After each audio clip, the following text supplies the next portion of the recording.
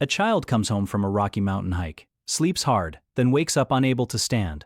The weakness starts in the legs and climbs upward, sometimes reaching the arms and face. The cause is not a bear, snake, or spider. It can be a Rocky Mountain wood tick, hidden in hair or clothing, releasing a toxin while it feeds. Remove the tick, and the paralysis can fade fast. And this is only the first tiny creature locals take seriously. The Rocky Mountain wood tick, Dermacentor andersoni, is built for the places hikers constantly brush against: grasslands, sagebrush, trail edges, and lightly wooded mountain slopes. It waits on low vegetation, grabs onto passing legs, socks, or pets, then crawls to a protected spot before feeding. Its most frightening danger is tick paralysis. A neurotoxin in the tick's saliva can interfere with nerve signals after the tick has been attached for several days. The first signs are usually fatigue, stumbling, and weakness in the legs. If the tick stays hidden, that weakness can move upward and affect breathing. That is why locals do full-body checks after hikes, especially along the hairline, scalp, waistband, and behind the knees. Once the tick is removed, symptoms can improve within hours. And paralysis is not the only reason this tick has a reputation. It can also carry Colorado tick fever. The American dog tick, Dermacentor variabilis, is more common around dogs, grassy lots, trailheads, and foothill edges than deep alpine terrain. It climbs low vegetation and latches onto people or pets passing through, often ending up indoors before anyone notices. Its name sounds ordinary, but this tick is one of the carriers linked to Rocky Mountain spotted fever. Early signs can look like the flu: fever, headache, muscle pain, and nausea. Then a spotted rash may appear, often around the wrists or ankles before spreading. That disease can become severe fast, so suspected exposure needs urgent medical attention. And the next insect does not need to stay attached for days to cause panic. Culex mosquitoes bring a different danger to Rocky Mountain valleys, especially Culex tarsalis, one of the key West Nile virus carriers in the western United States. They breed in standing water, from irrigation ditches and stock ponds to lakeside marshes near campgrounds. Most West Nile infections cause mild symptoms or none at all. The rare severe cases are the ones doctors worry about, because the virus can invade the brain or nervous system and lead to meningitis, encephalitis, weakness, confusion, or lasting nerve problems. Risk rises on warm summer evenings, when mosquitoes lift out of wet ground and shaded water. And some flying insects do not rely on one silent bite. They come in swarms. Black flies turn clean mountain water into a launch site. Their larvae cling to rocks in fast-moving streams. Then the adults rise near riverbanks, trail crossings, and alpine drainages where hikers stop to cool off. They do not pierce like mosquitoes.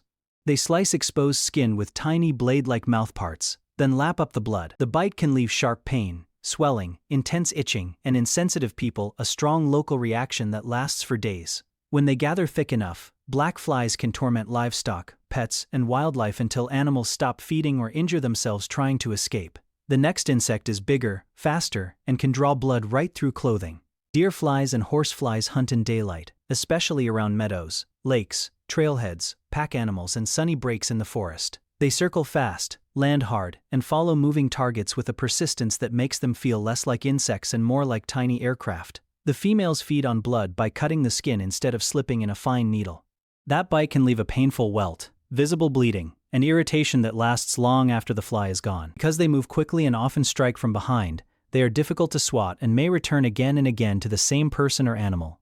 They do not need venom to be a problem. By moving between hosts, they can mechanically carry pathogens on their mouthparts. Next comes a threat that does not chase you for blood, but punishes you for disturbing its nest. Yellow jackets turn a campsite meal into an emergency because they want exactly what hikers unpack: meat, fruit, spilled soda, candy, and open trash. Around trailheads and picnic tables, they crawl into cans, land on sandwiches, and swarm garbage lids where one careless hand can trap or crush them. The worst danger is a hidden nest in the ground, inside a log, or under a structure. Step too close, and guards can attack in groups, sting repeatedly, and chase for several yards. For anyone with a venom allergy, one sting can trigger anaphylaxis within minutes. By late summer, colonies are larger, food is scarcer, and workers become more irritable around people. And ahead, there is a wasp-like hunter that looks even more intimidating, and attacks from above. That attacker overhead is the bald-faced hornet, even though it is not a true hornet at all. It is a black and white yellowjacket that builds large gray paper nests above ground,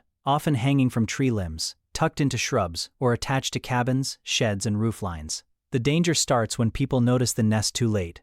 A hiker brushing a branch, a homeowner trimming bushes, or a camper setting gear near a nest can trigger guards within seconds. Bald-faced hornets defend as a group, sting more than once, and aim for faces and exposed skin.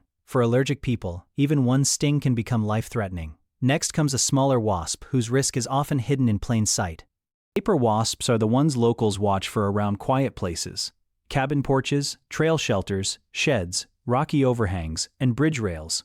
Their nests often look like small, upside-down umbrellas, with open paper cells tucked under eaves, railings, benches, and outdoor roofs. They are usually less aggressive than yellowjackets, but that changes when a hand grabs the wrong railing or a backpack bumps the nest. A sting can bring sharp pain, swelling, and redness, and for allergic hikers, the real danger is being miles from medical help when breathing trouble or dizziness begins.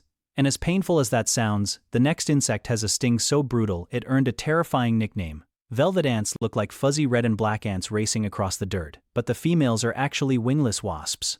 That name is an exaggeration. They are not likely to kill a cow, and they usually avoid people. The problem is the pain. If someone tries to pick one up, steps on one barefoot, or traps one against skin, the sting can be sudden and severe. In the Rockies, they turn up in dry, sandy open ground near trails, campsites, and scrubby clearings. And the next insect is less colorful, but in numbers it can leave burning welts behind. Harvester ants build nests that are easy to miss until you are standing in the wrong place. In dry grasslands, foothills, and open country, their colonies often clear wide bare patches around the entrance, leaving a gravelly-looking circle in the grass.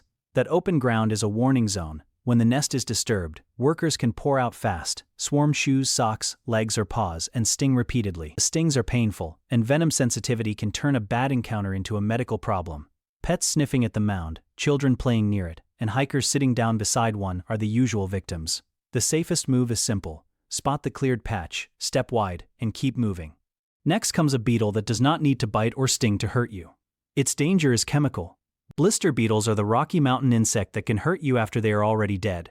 They feed on leaves and flowers, so they can turn up in gardens, wildflower patches, crop fields, and sometimes inside baled hay. Their weapon is cantharidin, a blistering chemical in their body fluids.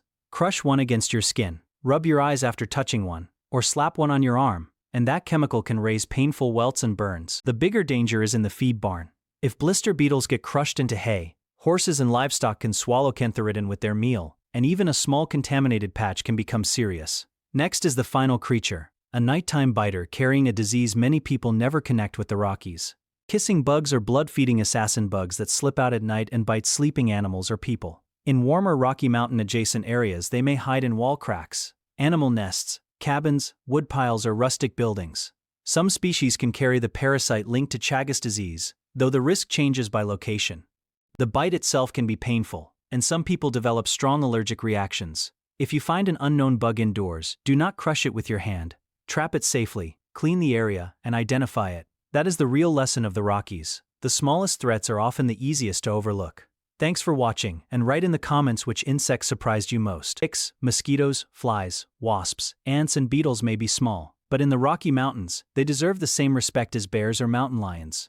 Check your body after hikes, use repellent, wear long clothing, watch for nests, and get medical help fast for severe reactions. Thanks for watching. Which Rocky Mountain creature would you least want to encounter? Write it in the comments.